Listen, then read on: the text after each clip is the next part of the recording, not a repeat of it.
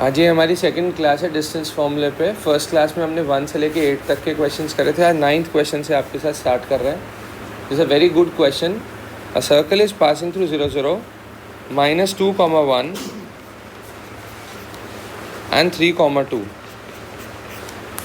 एक circle rough sketch ज़रूर बनाएं।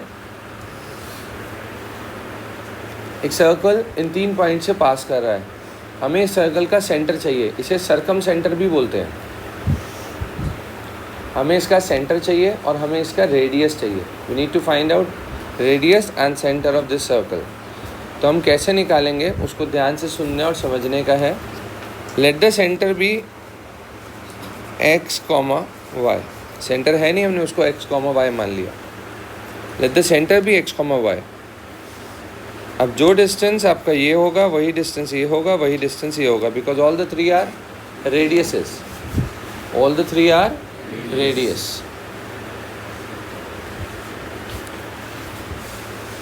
All the three are radius.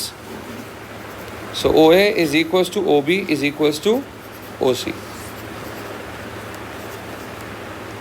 OA क्या होगा?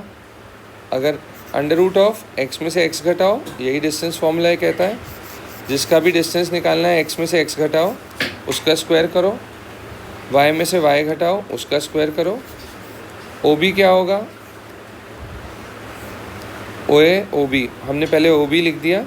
OA क्या होगा? x + 2 का होल स्क्वायर प्लस y - 1 का स्क्वायर। और OC क्या होगा? x - 3 का स्क्वायर प्लस y - 2 का स्क्वायर। तीनों पे रूट लगी है। You could just square both the sides, all the sides, root चली जाएंगी। तीनों डिस्टेंसेस बराबर रखे हैं मैंने, और कुछ नहीं किया। एक बार पहले दो को सॉल्व करो, एक बार दूसरे दो को सॉल्व करो।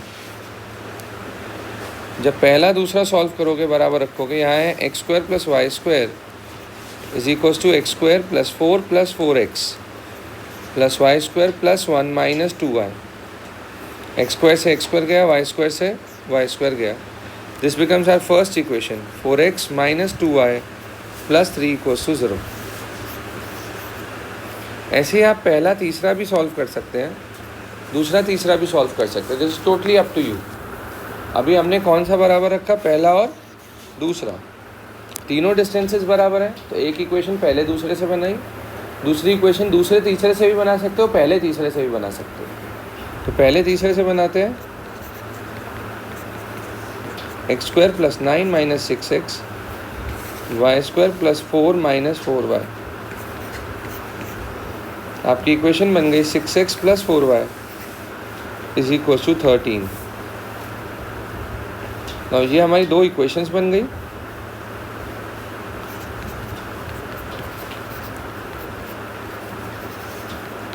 Will solve for x and y।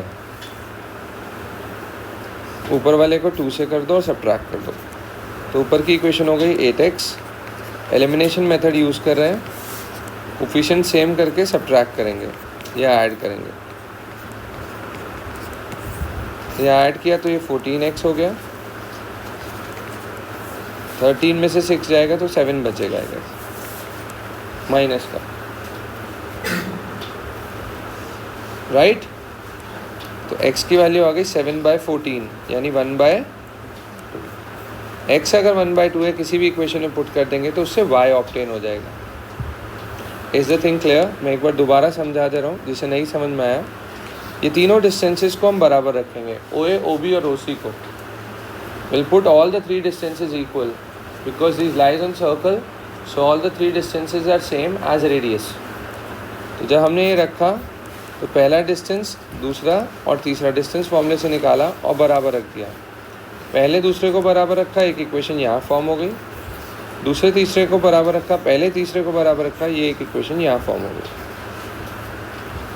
एक एरी, दो इक्वेशन है। एलिमिनेशन मेथड से सॉल्व करा, x का वैल्यू 1/2 आ गया और y का value. Calculations might be somewhere wrong और right, but do concentrate and correct if there is something wrong into the calculation part. Try to understand concepts here in the class.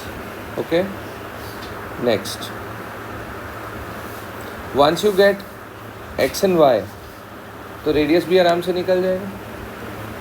अगर हमारे पास x और Y आ गए तो radius under root of x square plus y square, क्योंकि तीनों ही radius हैं, चाहे यहाँ डाल लो, चाहे यहाँ डाल लो, चाहे यहाँ डाल दो, all the three are radius. Now moving to question number 10. ये 9 से हम लोग करते आ रहे हैं. 2 वर्टिसेस इक्विलेटरल ट्राइंगल के दे रखे हैं और तीसरा पूछा गया है -4,0 एंड 0,4.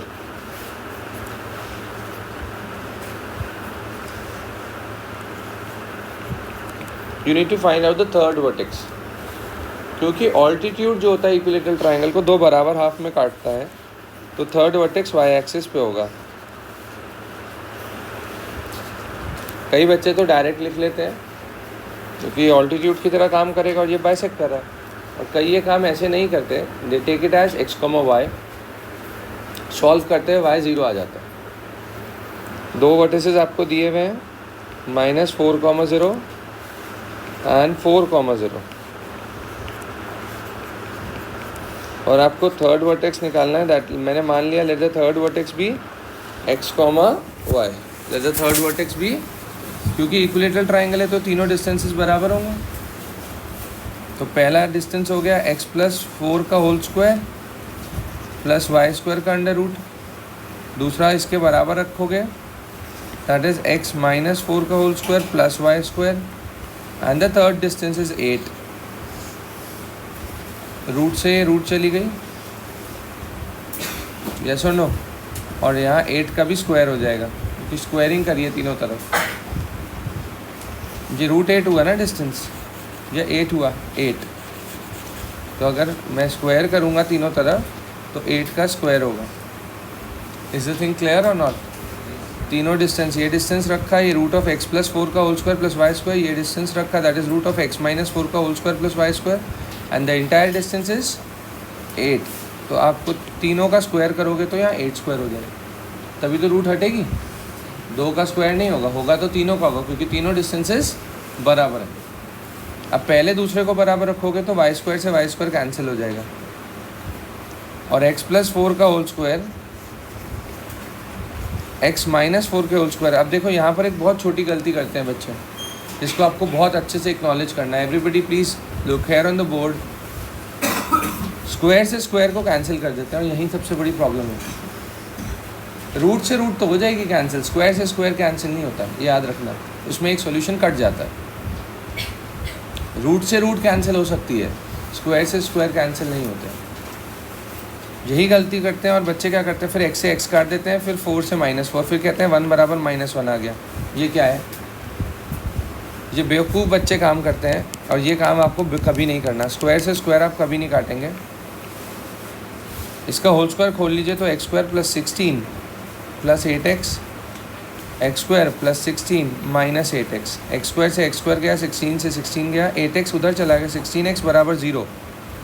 तो फाइनली x बराबर, मैंने अभी देखते ही तो मैं बोल दिया था कि इसका वर्टेक्स वाई एक्सिस पे होगा, तो वाई एक्सिस पे कौन 0 होता है?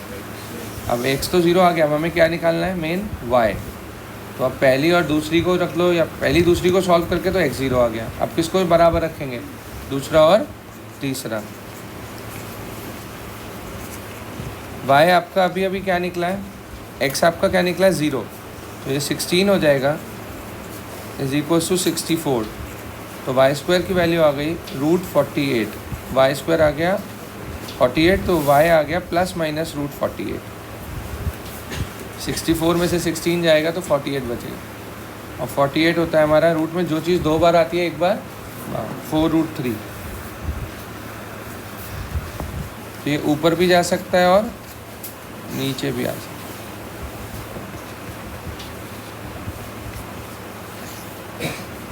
देखो अभी हम जाग नहीं रहे, जब प्री बोर्ड सिर पे होंगे या बोर्ड सिर पे होंगे तब हम कुछ कर नहीं पाएंगे. अभी हम नहीं जाग रहे हैं, अभी we are taking things up to ease, क्योंकि we don't have exam right now at this moment of time.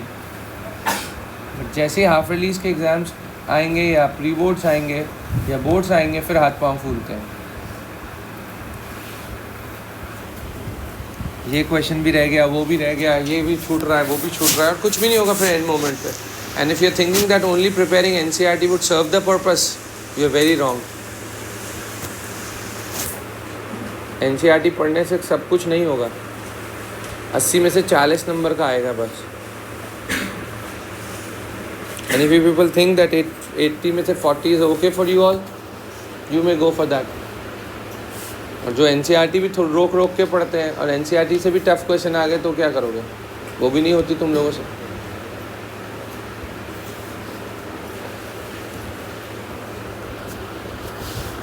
Find t if these are the right vertices. अब देखिए, I don't know what you people are doing and from where you people are doing work. I'd seen somebody's notebook, उसने question number 11th में slope लगा रखा था। 11th में अगर आप जाओगे तो स्लोप से ही करना है इस क्वेश्चन को, but you are not in 11th my dear, you are in 10th standard. कहाँ से उतारना है, कौन सी इंटरनेट सोर्सेज यूज़ कर रहे हो, एआई यूज़ कर रहे हो, इन सब से कोई फ़ायदा नहीं है। अगर बोर्ड में तुम ये करके आए स्लोप से क्वेश्चन नंबर 11th को जो मैं पढ़ाने वाला हूँ, तो नंबर कटेगा। So need to work hard. उसने ये बोला है if A B C are the vertices of the right triangle with B is equals to 90, find T.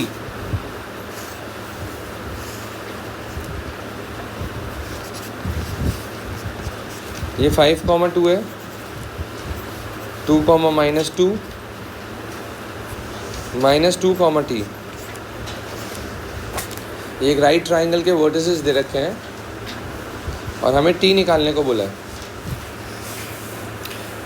Right angle at B, अगर राइट एंगल एट बी है, this is given that it is right angle at B, then find T. Find T. A B square plus B C square किसके बराबर होगा? AC square. It's a quite elaborative question. Try to understand how to solve. Though everybody know कि क्या होना है, but फिर भी answer आने में प्रॉब्लम होती है क्योंकि रूट बहुत सारी चलेंगी। नहीं, इसमें रूट हट जाएंगे क्योंकि AB स्क्वायर हो रहा है, तो रूट हट जाए। Easy question. यही अगर कोलिनियर में हो जाता तो बहुत फंस जाता, क्योंकि वहाँ रूट चलती, फिर उसको कैलकुलेट में कोलिनियरिटी में बहुत टफ हो जाता। यहाँ आसान है, नॉर्मल क्वेश्चन। तो ए बी कैसे निकलेगा? अंडर रूट ऑफ एक्स में से एक्स घटा उसका स्क्वायर, वाई में से वाई घटा उसका स्क्वायर। ये ए बी है, इसका स्क्वायर करेंगे, प्लस बी सी, एक्स में से एक्स घटाओ, वाई में से वाई घटाओ, और इसका भी वो स्क्वायर करने को बोल रहा है। That is equal to AC square. X में से एक्स घटाओ, वाई में से वाई घटाओ, इसका भी स्क्वायर। तीनों पे स्क्वायर से तो रूट हट ही जाएंगे। AB square BC square equal to AC square.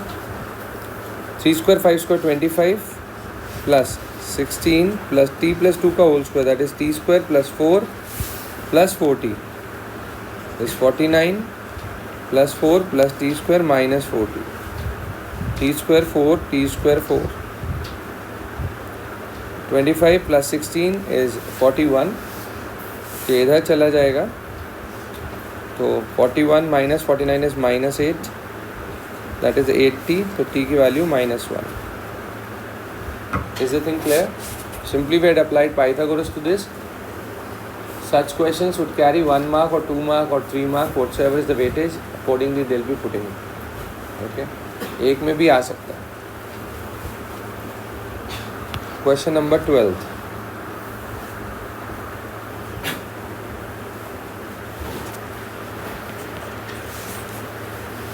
Now 12th question is a very very important question, oftenly do asked in board exams plus in your school exams too.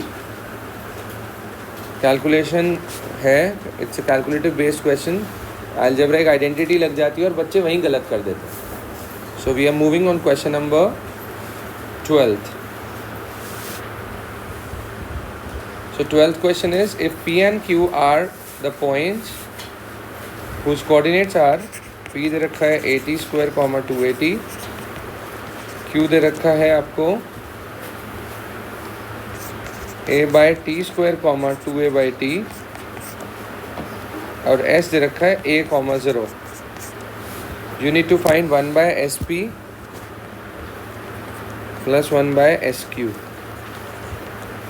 1 by तो हम बाद में कर लेंगे, पहले एस पी एस क्यू तो निकालो. Point है आपके पास, आप एस पी और एस क्यू को ऑब्टेन करिए. तो S P point, S P कैसे निकलेगा? एक्स में से एक्स घटाओ, डिस्टेंस फॉर्मूला उसका स्क्वायर, वाई में से वाई घटाओ उसका स्क्वायर और उसका अंडर रूट. अब देख लीजिए एक बार ढंग से ज़रा, क्योंकि अब जो है वो आइडेंटिटी ज़्यादा है और कुछ नहीं, और बच्चे यहीं फेल होते हैं. अब ये आपका हुआ a माइनस बी का whole square, that is A square plus B square minus 2ab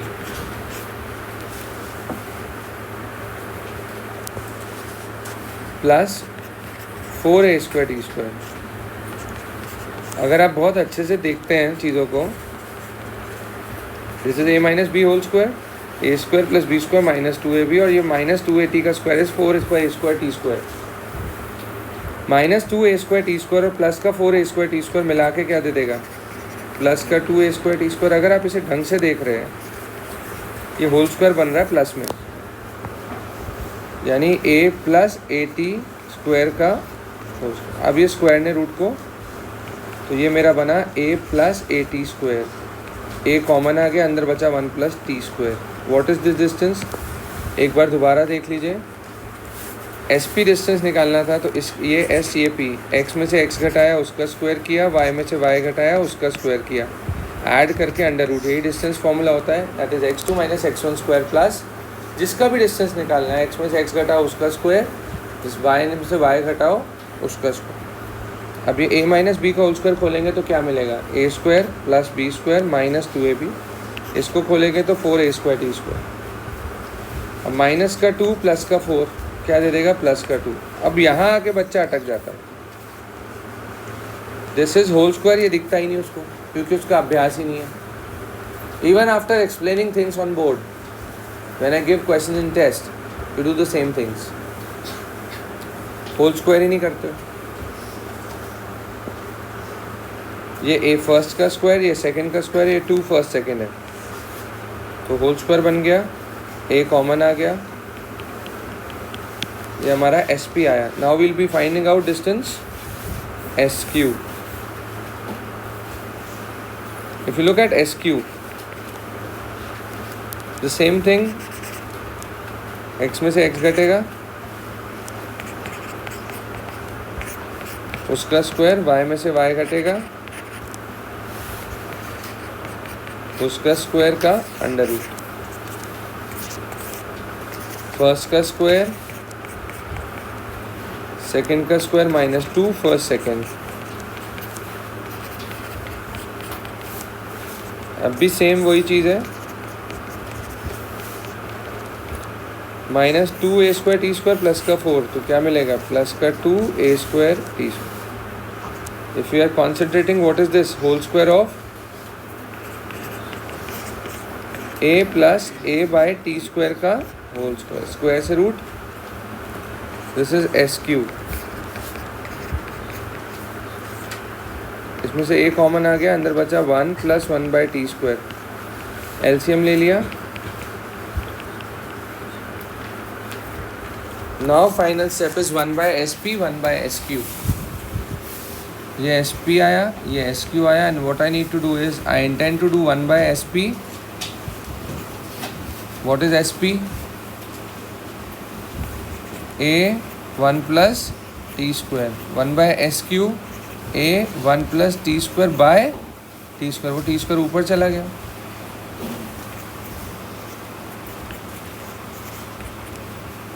you take LCM, same है तो ऐड हो जाएगा. 1 प्लस टी स्क्वायर से 1 प्लस टी स्क्वायर क्या हो गया? Cancel, and you left with 1 by A. तो 1 by S P plus 1 by S Q is 1 by A. Is the thing clear? So ये क्वेश्चन ऐसे ही आता है, show that 1 by S P plus 1 by S Q is independent of T. Is the thing clear to all of you? For sure. पहले हमने S P distance निकाला, फिर हमने एस क्यू डिस्टेंस निकाला, दोनों का रेसिप्रोकल करके ऐड करना था। ये क्वेश्चन कह रहा था show that this is independent of T. तो जो हमारा आंसर है उसमें कोई टी, इंडिपेंडेंट ऑफ टी का मतलब उसमें कोई टी नहीं आना चाहिए। Moving to the next question. Next is question number 13 which is again the question for circumcentre and circumradius. तो you will be doing it yourself. आज मैंने सिखाया है आपको। तीनों डिस्टेंसेस को बराबर रखते हैं। 8,6 है, 8,-2 है और 2,-2 है। तो पहले इस डिस्टेंस और इस डिस्टेंस को निकाल के पहले दूसरे को कंपेयर करो, फिर दूसरे तीसरे को कंपेयर करो, दोनों से इक्वेशंस बनती है, उनको सॉल्व करो। आज ही की क्लास में ये सवाल लिए गए हैं। Question number 14, it is a tough one. जब बच्चे पेपर में इस सवाल को करते हैं तो उनके आंसर्स में कभी कभी कैलकुलेशंस में प्रॉब्लम हो जाती है, सॉल्व नहीं हो पाते हैं इतनी सारी। 13th you will be doing your self. I am moving towards question number 14th। What does this 14th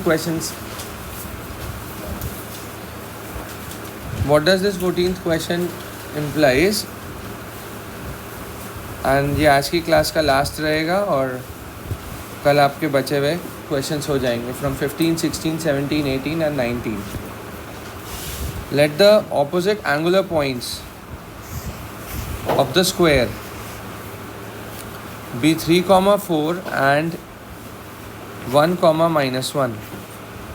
You need to find out these points. मैंने इसे x1, y1 ले लिया और ये क्या हो जाएगा x2, y2. एक ही उसमें सारे सॉल्यूशंस आपके पास ऑब्टेन हो जाएंगे.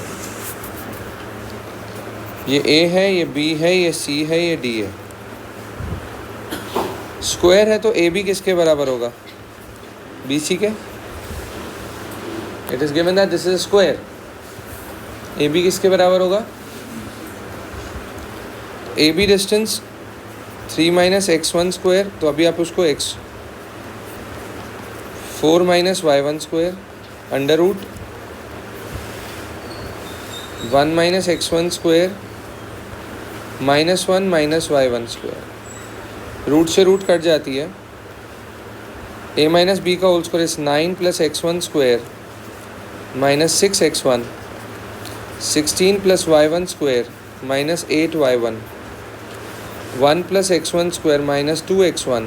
और जब दोनों माइनस होते हैं तो मैंने बताया था माइनस स्क्वायर से बाहर आ जाता है और वो प्लस बन जाता है. यहाँ दोनों में माइनस है तो ये 1 + y1 का होल स्क्वायर हो जाएगा. That is 1 + y1 square +2y1. अब देखिए तो x1 स्क्वायर से x1 स्क्वायर कटा, y1 स्क्वायर से y1 स्क्वायर कटा. सब इधर ले जाओ तो मिलेगा आपको क्या? 4x1 2y1 ऑलरेडी है, 8y1 और चला गया तो कितना हो गया? 10y1. 1 और 1 2 और यहाँ पर है हमारे पास 16 और 9 25. 25 उधर 2 के पास चला जाएगा तो -23. Is the thing clear? Same equation तब भी बनती है अगर आप इसे x2 y2 से सॉल्व कर देते. सेम इक्वेशन बनती है, ठीक है ना? तो ये मत सोचिएगा कि यहाँ से जो आपके पास अभी तो ये लीनियर बन रही है, लेकिन जैसे ही हम दूसरी इक्वेशन बनाएंगे वो क्वाड्रेटिक बन जाएगी. उससे जब हम सॉल्व करेंगे तो दोनों उसकी रूट साइमल्टेनियसली मिल जाएगी. यानी 2 x की वैल्यूज आएंगी, एक x1 हो जाएगी और एक x2 हो जाएगी, क्योंकि दोनों सिमेट्रिक रिलेशन फॉलो करते हैं. ठीक है?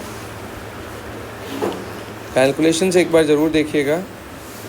कैलकुलेशन में कोई फॉल्ट हो तो उसको एक्नॉलेज ना करें ज़्यादा, घर पे अपने ध्यान देना, प्लस माइनस पूरा प्रॉपर जब कॉपी में करोगे तो.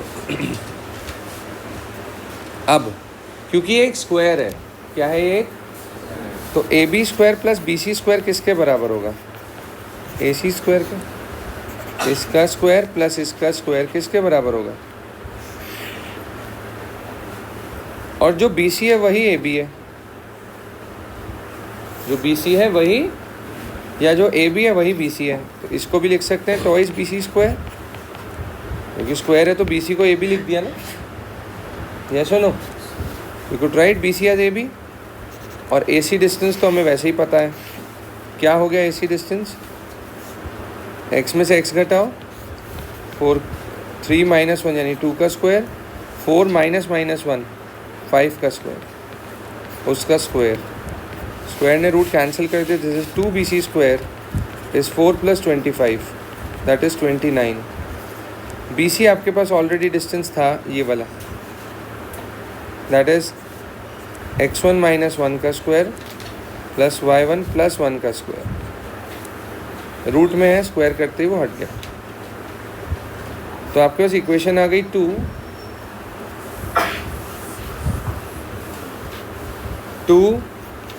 x1 - 1 का स्क्वायर प्लस y1 + 1 का स्क्वायर इज इक्वल्स टू 29। देखिए अब यहाँ से x निकाल लीजिए या y निकाल लीजिए, एक चीज़ निकाल के दूसरे में डाल दीजिए, पूरी क्वाड्रेटिक इक्वेशन बनेगी। किस में?